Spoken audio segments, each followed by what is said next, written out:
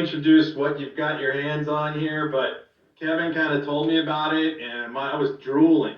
Like, man, if I could just get my hands and just go through that page by page, that would be the greatest video. You can do it at Dirty Fest, but I don't want to get this thing out. This thing's going to stay wrapped up and covered. And dude, I'd be afraid to touch it. It's kind of like, I don't know, a historic document that I don't want to get my fingers on. I'm afraid I'd ruin it. If you don't mind, I'll do a little introduction of what we're talking about. Okay, go for it. Go for it. My name's Kevin Wilson, by the way. Welcome to Dirty Nuts. Dirty Nuts. Oh my God. Oh! Oh my God. Now we got a blooper reel. Oh my God, dude. Oh, what? Okay. My name's Kevin Wilson. Thank you very much for coming to the Bmxperts podcast. Thank you very much. John Salami, Danny Pena is on. And we're talking about, if you're on Facebook or on the BMX Legends Society, Lunch with Legends YouTube channel, you know that John has recently purchased or acquired not just a first edition or first public, or let me get this right. John has acquired the first BMX Action magazine ever printed. Is that accurate, John? No, it's the first issue of the issues printed. It's not the very first one. I can tell you about the stories about that though. It's part of when this magazine came out. I got one of the issues of it. Clint Miller checked in the other day. He has a copy. Brian Gass has a copy. I'm trying to figure out how many are out in the wild. You know, that would be interesting. Byron Friday on Lunch with Legends on YouTube, my podcast, he said he saw the very first one ever because after they were racing, they all went to eat afterwards, and Bob was laughing, and Byron's like, what are you laughing at? And he pulls it out, and that was the first one ever. So wow. Dude, I totally misunderstood. I thought that you had the very first copy ever made. I would have paid way more than the ridiculous price I paid. But that's still, why the first one. I don't know. Issue 1 though is still iconic. Issue 1. I mean, what year was that one? So it says it's got 2 dates on it, right? Which is oddly enough. It says December 76, January 77. So I kind of get it because December was, by the time it released, it was probably 77. That's a true magazine fan right there. Look at Danny. Yeah. So that's probably what it is. Yeah. So to go back to in September, I went and visited Sal Zuner. Go ahead. This is page 1, and we can kind of go through it if you want to do that. Look at the smoothness that he does this, right? So good. you got the words out. All right, here we go. We're going Danny style. So yeah, there you go. Kevin, do we have to fix this? That looks good. So looking at that first page, that's FMF. Now, can you guys tell me what FMF stood for? Yeah. Flying Machine Factory. Damn, Kevin. This is a trivia show, Kevin? Dang. Yeah, he just jumped on it. I was like, see, somebody told me one time that it stands for fast mother effort. No. And I was like, that doesn't sound right, dude. No, Kevin. And I can't remember, it was a friend of mine that told me that. Kevin's grown up already. He's got a show under his belt. That's not good. Man. Flying Machine Factory. Yep. There you go. So everybody that has a Ford truck has to have the FMF sticker on their Ford logo. Okay. So that goes beyond BMX then, right? Yeah. Okay. Motocross. What was on the inside page of that, John? There was an ad to the left of it. So can you show me what that was? Sure. R&R Racing, North Hollywood. Yep. Wow, look at that. Now, there's a couple key things about this that I love. First of all, look at the bar position on his handlebars. It's straight up and down, which is not too bad. But look how small they are. If you see how his positions are on the grips, his hands are very close together. And you can see, if you look closely, his knee is damn near hitting the handlebars. Yeah. And that gives you an idea of how small the race bikes were back then. But that was probably considered super trick. And I don't know who the rider is. I don't know if it says that or not. Does it say who the rider is on that at No, all? it's just R&R. I love it.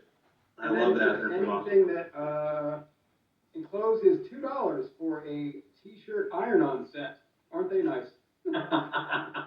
Yeah, but Scorpion wasn't around in that year. This is 77, so they didn't come around till Yeah. mid-80s. Yeah, see, that's pre-me, but I'm gonna dig deep and try to figure these things So out. I'll just text Mark Rink and be like, listen, you moron, here's who.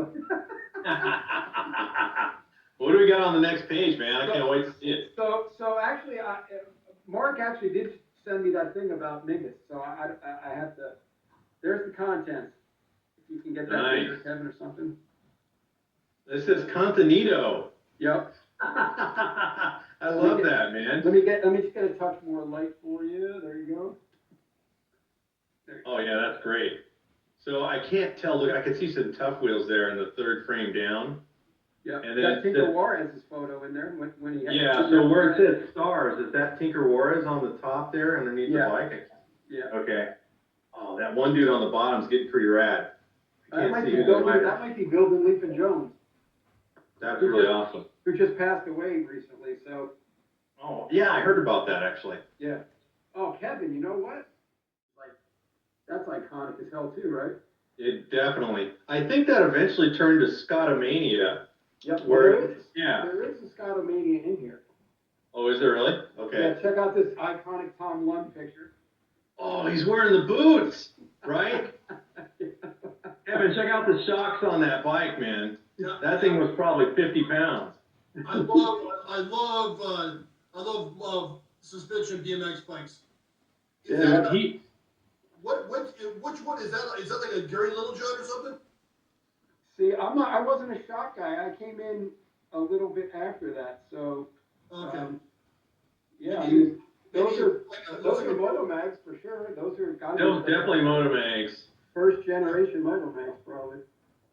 Man, full suspension bike. So I had a full suspension bike that I got in the late 70s. It was called the Black Widow. And my dad got it. My mom and dad got it for me for Christmas. And Kevin, you had asked me if I ever got a bike for Christmas, and I told you no. And that was wrong, because later on I thought to myself, no, I got that Black Widow. And the full suspension bike, like you could literally sit on it and bounce because of the shock that was in the middle. And eventually that was very tiresome for me because I was small, the bike was heavy. So my dad removed the shock and put a piece of steel there for me to stiffen the frame so I could ride it like a regular bike. That's all my experience with suspension bikes. I never raced it. Yeah, that's crazy though. Yeah, I had fenders and a big fat seat that said MX on the back, and that's. Yeah. But then as soon as the Cyclophone Macho came, then I had to jump on that. So that was 79, I think. So here's a White Lightning ad. They were based in North Hollywood. White Lightning bikes. There you go. Okay. Is that a regular gooseneck on there for the stem? It's not like a tough neck, huh? No, No, that's a single stem. Remember those things? Absolutely, yeah. The single stems, we used to put our foot on and pull the bars back. Yeah, yeah. And then when you stripped out the bars, you had to put a nail in the stem to hold those bars. Yeah. Or a little can. And I'd always come home and my dad's like, those bikes weren't meant to do that. That's what he said. Right, So, right. there you go, Danny, with the Scotomania. There's the Scotomania. So that picture right there in the corner, that is super iconic too. I see that online all the time when people are talking about Scott. That picture is pretty popular right there. And that whole ad right there would be really, don't that whole article, don't read it, John, because it's long, but that would be really interesting to go over that and see what his thoughts were on that. He was always, I always say this too, like, he had his demons for sure. His demons took his life from him, but he was always so nice to me. Like, he always wondered what I was doing, And I was racing single A, or B, and I don't know, what do you care? But he really cared about people with personalities and people that were cool and fun. He was a cool dude. Like, I know everyone's got, he did this, but I don't have that with Scott. I always had him. He's so nice to me. He was at ODI for a while. I get a package of grips every month. He's like, don't worry about it. Just run our stuff. And I was like, he's such a cool dude. Like, if he never encountered that, do you think he would have saw SE racing all the way through to where it is today?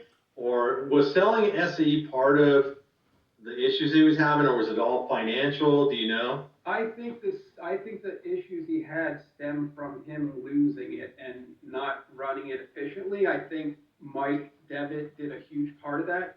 Okay. I know guys that work there were like, it wasn't so bountiful there. It was, at certain points, but then it started to not be, and then I think that's what spun him. He was just driving. Anyway, let's move on. All right. This is J&G, where the J&G Manufacturing. This is their bike. Wow. Whatever that is. So this, now that we're in the 70s, so a lot of these bike manufacturers are going to be foreign to me now because this is before I actually got into it. But it's interesting to see that we've already seen a couple of ads for bicycles I have never even heard of. Yeah, so that's the really White nice. Lightning I heard of. Now we got the J&G. They were made out of Phoenix, and they got the Cheetah and the Super Cheetah. Wow. Does that ring a bell, Kevin? With that? Does that ring a bell, that Cheetah and Super Cheetah to you? Yeah, I've heard of Cheetah, and I've been called a Cheetah too.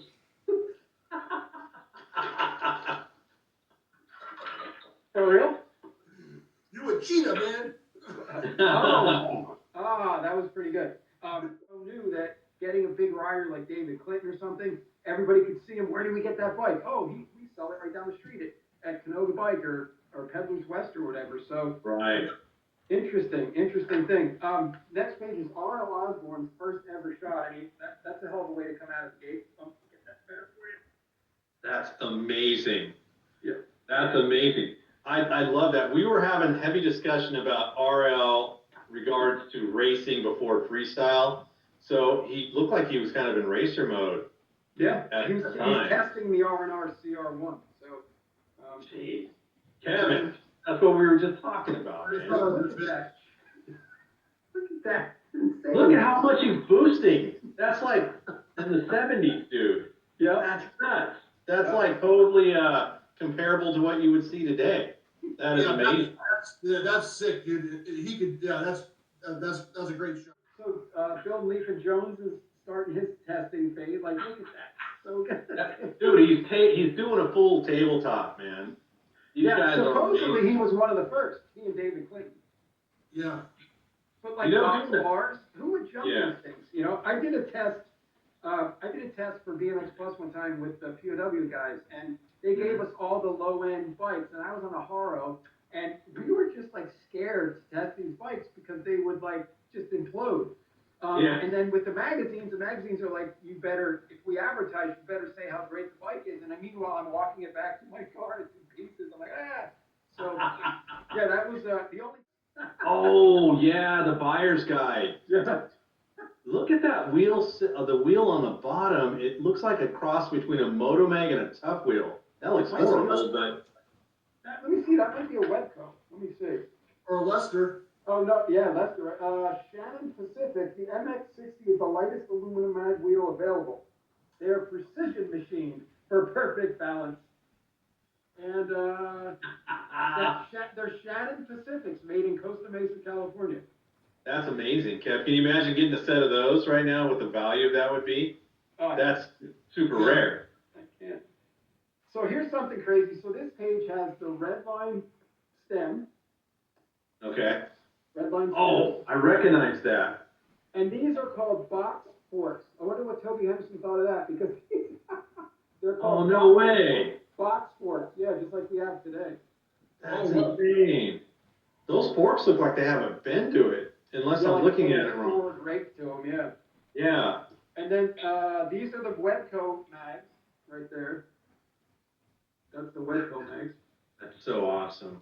Now you see the red line stem that you pointed out. That thing was heavily copied. All the knockoff bikes that you would see later on in the department stores were doing like knockoff versions of that stem.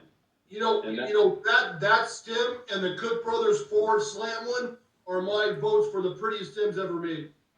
No way, you like that? Yeah, yeah. The way that he put Redline in the top capsule of the bull.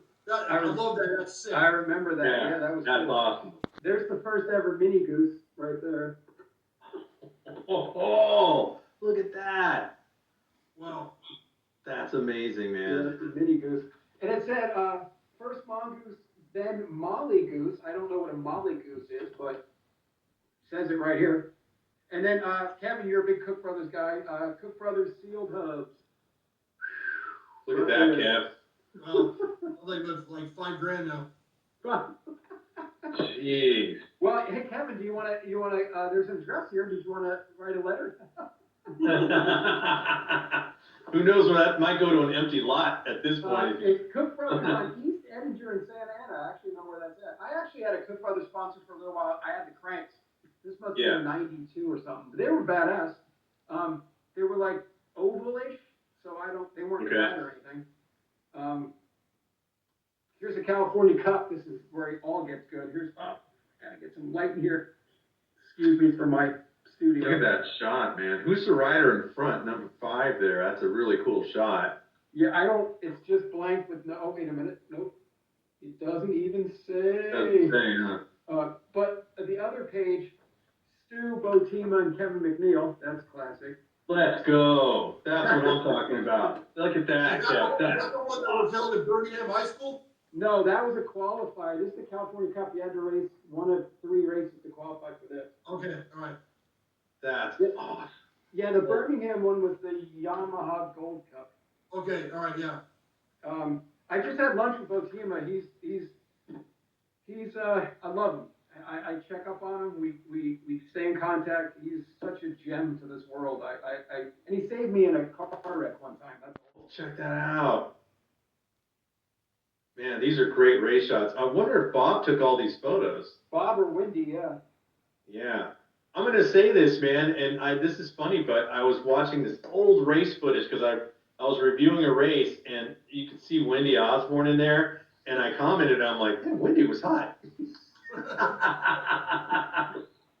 I think that was common knowledge. Yeah. Yeah. there. Check him out. He's completely sideways on that. Yeah. Look at Chris. That's insane. You know, that was great. In a football helmet. Wow. That is so, yeah, that's amazing. So, you guys both love this. I know you guys do. So, 7 and Under was won by Gary Renteria on a DG. He went on to do Robinson. Huge. Okay. I think let's see, 9-year-old Stevie Stevell, who just passed away recently, DG, had his own DG frame. Ronnie Ames, Pedals Ready GT. Ronnie Ames went on to have his own GT and his own CYC, the CYC Nice. Stormer. Yep. I knew about the Stormer, I didn't know about the GT. Yeah, I have a CYC Stormer at my house. So 11-year-olds, some guy named Eddie King. Oh. On DG, Brian Patterson on R&R, and John Began on Pedals Ready GT. So Eddie, I almost said Mikey. Eddie won the 11-year-olds at the California Cup at Corona, September 5th, 1970. Corona was already blown up, the first issue, so. Look at that. Yeah, I just sent that, page to Holly Dunn, because she's working on their Hall of Fame, so. Oh, dude, come on, look at that. Tinker. Let's go. That's amazing. Look at that shot. That is what I'm talking about right there. That's Wow. crazy. Yeah. Look at the tuck. And that dude's still riding, right? Yeah, he's doing mountain bikes. When I was doing mountain bikes, I was a soigneur, which is like a massage therapist and stuff. I would go travel the World Cup circuit, and I would always yell to him, BMX, when he went by, racing mountain bike. He and John Tomac, I always used to give those guys shit like, remember your roots. They're like, whatever, we're making millions now. Oh, right, yeah. Look at Tinker without the dreads. It looks like a young Tinker, you know? Wow, look at that. Look at that jersey, it's so badass. Yeah. Was Tinker in that Chips episode? I can't remember. I know I reviewed that recently. That was Jack. Pistol Pete was the smallest guy in that episode. I saw that. I did see that, and I know there was Anthony School was in there too, right? Yeah, Anthony Sewell was there. Litsky or something like that. Am I saying Charlie Litsky or something like that? Charlie was a mongoose guy, so I think it was all the Jag. So Look at that shot. He was known for carving underneath people. That's what it says. So. So this is the ground roots of the sport right here, man. This is like where it all came from. So for me to even, hey, I want to tell you, John, before we continue, I really appreciate you taking the time to share this because it's something I probably wouldn't have got my hands on. And I didn't want to look it up online because people have mentioned, oh, maybe you can go online. I'm like, it's not the same thing. I'm not turning the page, feeling it. So that's. There's a site that has every magazine, but I like all of our generation, all of us, I'm like, I gotta have it in my hand. Gotta feel it in your hand, yeah, absolutely. And then here's planning a track, and then just look at the ground and the ruts and all that stuff. Like, it was so good. It was motocross, right? A lot of flat turns, and it's just a whole different world. I got to tell you, when I was at Frogtown, I took some footage of the surface of the track just to give people an idea and what it's like. And Kevin, you raced at the other one. Yeah, Dirty Fest. Sorry, I blanked out. But it's just dark dirt, loose dirt, rocks, everything you can think. It wasn't that bad. It was pretty clean, but it was downhill. That's all I care about. Yeah, well, for us, we need some gravity on our sides for sure. Yeah. Look at David Clinton throwing it. Let's go. Look at him. That's such a rad shot. That's our first superstar, would you say? Yeah, 100%. Everybody in that He's the generation. first sponsored rider in the history of BMX. Get out of here. Is he really? He's the very first guy that was ever sponsored on a BMX bike. Wow. Period. So that era, like that era of Greg and Byron and all those guys that I looked up to, they all look up to David Clinton. So like, our heroes are like Greg and Stu and everything, and theirs are David Clinton. So that's kind of cool too. The first guy ever inducted in the Hall of Fame. Nice. So, right? I saw the race of the Yamaha Gold Cup in that big arena or whatever, and he was smoking it. Coliseum. Yeah, he was smoking. Him and Stu will look really fast on these. They're like spinning these little. Exactly, it looks funny, like 140s episode. She tells the whole story. Yeah. I'm going back to that one tomorrow, Kevin. I'll watch that one tomorrow. Kevin McNeil. Let's go. That's awesome. And hey, I'm gonna say, it's the 70s, and look at the photography work here. Well, it's Bob, right? Bob's iconic, right? Like that's Bob. That's amazing. And then Jeff Botima on the other side. Oh, that looks great. Yeah, I love Jeff. Jeff was the first episode I ever did on Lunch with the Legends on YouTube. So. No way. Yeah. When you look at this magazine, it makes you think for a second because it's so visually pleasing that it sold. I mean, kids that probably had nothing to do with BMX liked looking at it. And I can tell you guys, when I was in elementary school, every once in a while I'd bring a magazine with me, and I'd be thumbing through it at my desk, and every kid wanted to look at it. Like, oh, can I look at it? And they had nothing to do with BMX because the photos in there. They just wanted to see them. Yeah. You know what I mean? Yeah, and on the other side of things, John Carr. Good question. That is one that I won't be yelling at. Mossy rides bikes. He did one on Gary Littlejohn. I think it's in. Oh, did he really? Wow. Yeah. We're gonna have to research all this stuff. This is for Kevin, a picture of Wendy. I told you she was hot. I'm a Kathy Hanna fan myself, dude. Okay. Kathy Hanna. Was she related to Bob Hanna? I always wondered. No. No relation. No, did she spell it even different? I think she was Hanna. $1 bumper sticker. Here you go. Look at that. That's so cool, man. They were only $1. If you guys want one, I'll go ahead and get you a couple. Maybe I can order it online. Yeah, it says right here, bmxweekly.com. Just kidding, man. Yeah. So there's Stu in an ad for to subscribe. Was he a DG? Yeah, it looks like he always had the DG helmet, so yeah, that would be. I love that shot, man. There's so much detail in there. I got one, so. Man. $350. Subscribe now, and the Zero Zoomy Super Cheapo Introduction Special rates for 1 year, 6 issues, $3.50. Wow, that's pretty reasonable. And if you want to get a Jam and Jimmy Weiner shirt, I know you do. I'll get you guys one of these too. Ugly bike, dude. You don't like the Weiners? The R&Rs and the Whiners were too. They were I didn't like them. Too ugly for you? They were way smashed. Like, what was the one that is it an A&A or an R&R? An A&A. What's the one that's like the seat tube's like a foot long and it's real low profile. Was it R&R? It might be R&R, right? I don't know that one for sure, man. Anyway, I get the Webco mags, looking pretty good. Oh, those are awesome.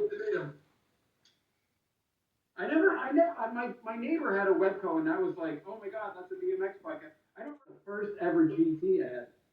Oh, that is awesome. And Hey, yo, and look at the geometry on that is trick, and this is the 70s. Yeah. And Attic sprockets. Wow. I love them. Those things suck.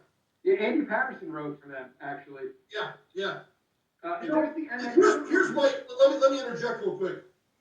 That GT almost had perfect geometry for the time, and then why would Redline come out with the MX2 and screw everything up, man, with that stupid seat post and the raked out head tube?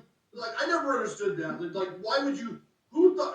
I guess if I ever talked to Byron, I'd ask him, why the hell did Redline change the design? Was it because of Stu?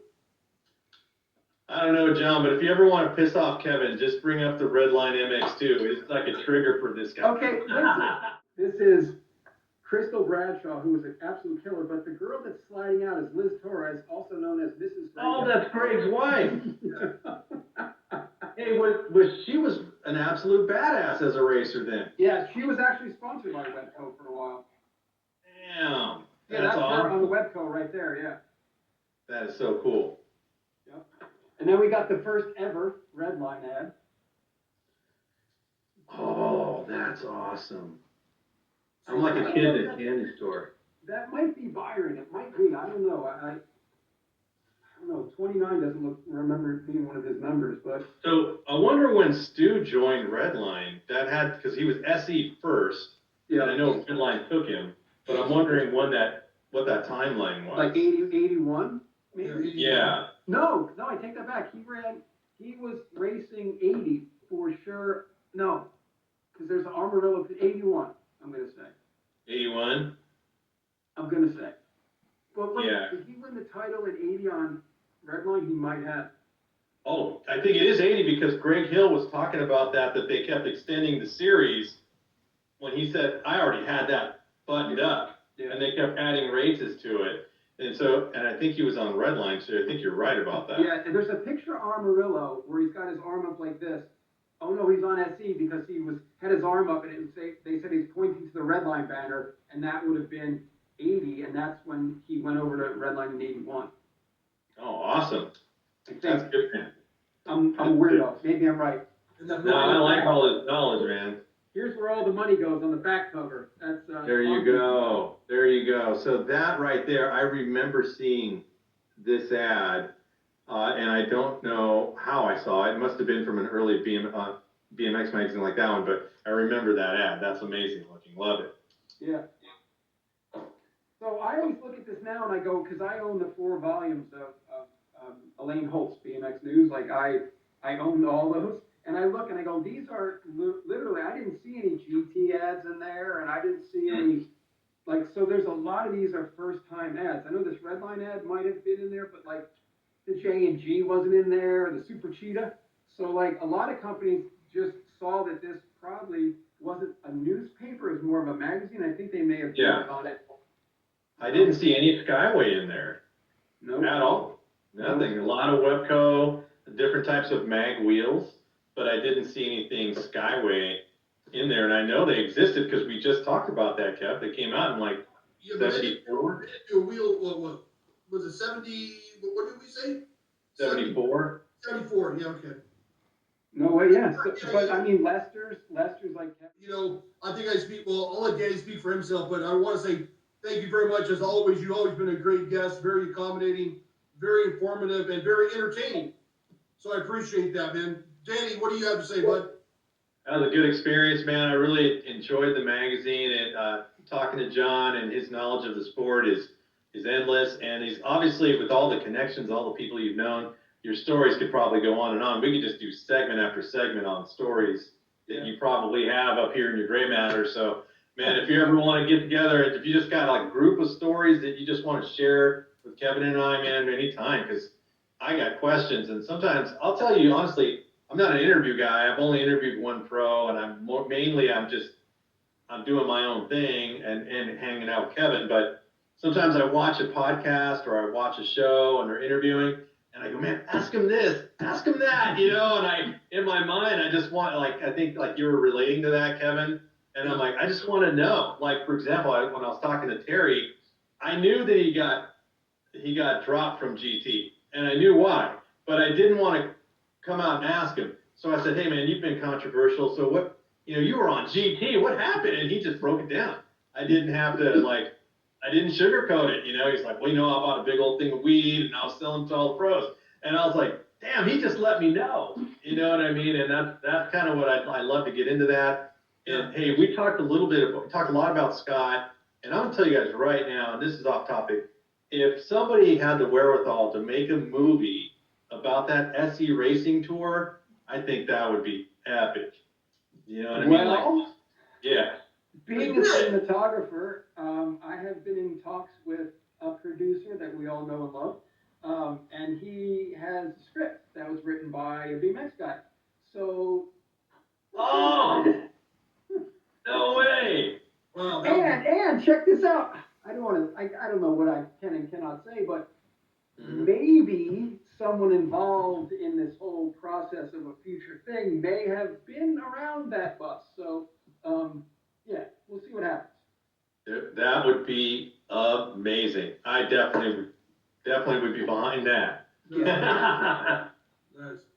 Yeah, Ben, you want to plug your channel, bro? What's that? You explain it better than I do. I missed it. What? Danny, do you want to plug your channel? Oh, sorry. I thought you were talking to John. Yeah, I'm on YouTube. You're going to find me there primarily under Danny Pena BMX Racing. As far as what my goal is I go over magazines. Obviously, that's how it all started for me. I just did it on a whim one night, and the next thing I know, I'm like, that's all I do. I love looking at old BMX races, mid-school, new school. I mash them all together, make videos. I like looking at old BMX commercials. Anything that's BMX racing related, I kind of mashed into a video and make a little series out of that. And I have gone to live events and have filmed some races like Frogtown. I went to the Summer Nationals for USA BMX last year, did some filming there. And I'm still working on that. I'm not that great at that, but that's a work in progress. And I still haven't found my wheelhouse yet. But yeah, I'd love if you guys could come to my channel, check it out, like and subscribe. I'm trying to build that thing up. And there's a huge audience out there, BMX racers. And what we're doing, I think, is super critical because we're keeping the history alive, because once we're gone, that's it. So, I mean, I think it's really important, especially what John's doing and so forth. That's all I got. Nice.